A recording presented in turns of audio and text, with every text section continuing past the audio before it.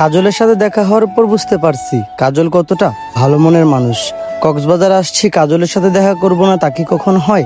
কাজলের সাথে দেখা করার উদ্দেশ্যে চলে গেলাম সোনারপাড়া ব্রিজের সামনে কাজলের বিচে। আমার সাথে ছিল কক্সবাজারের সেলিব্রিটি আরাফ ও আমার বন্ধু বান্ধবরা। প্রথমে কাজলের কাছে যাওয়ার আমার কোনো প্ল্যানই ছিল না। আরাফ আসছি, আরাইসা বলতাছে কক্সবাজার আবার কবে না কবে আসো, চলো তোমাদেরকে নিয়ে কাজলের সাথে দেখা করিয়ে আনি। তো কাজলের কাছে আইসা আমরা কাজলকে দেখি নাই, কাজলই আমাদেরকে ডাক দিছে।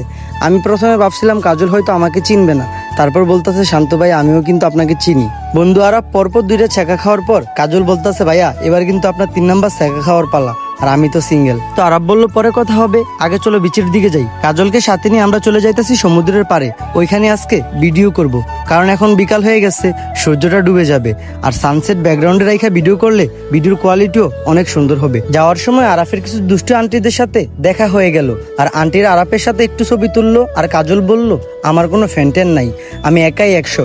তারপর কাজল রে বললাম চলো আমরা বিচের দিকে যাই আর ভিডিও করি। আরাফ বলল আমাকে ছাড়া তোমরা যাইও না। সবাইকে সাথে নিয়ে তারপর চলে গেলাম সমুদ্রের পাড়ে।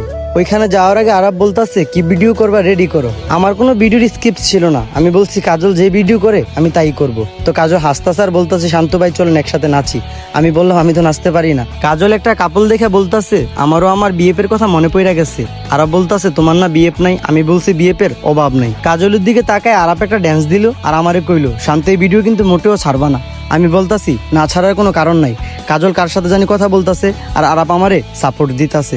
একটু দুষ্টামি করার পর কাজল বলতাছে চলো তোমাদেরকে আমার দোকানে নিয়ে যাই। কাজলের কিন্তু এই জায়গায় একটা দোকান আছে, দোকানের নাম টেস্টি কর্নার। যারা আসবেন তারা অবশ্যই কাজলের দোকানে ভিজিট করবেন। তারপর আমাদের যাওয়ার সময় হয়ে গেল আর আমরা কাজলের কাছ থেকে বিদায় নিয়ে নিলাম। সবাই ভালো থাকবেন। আমার এই ব্লগটা ভালো লাগলে অবশ্যই লাইক কমেন্ট শেয়ার করে দিবেন। আসসালামু আলাইকুম।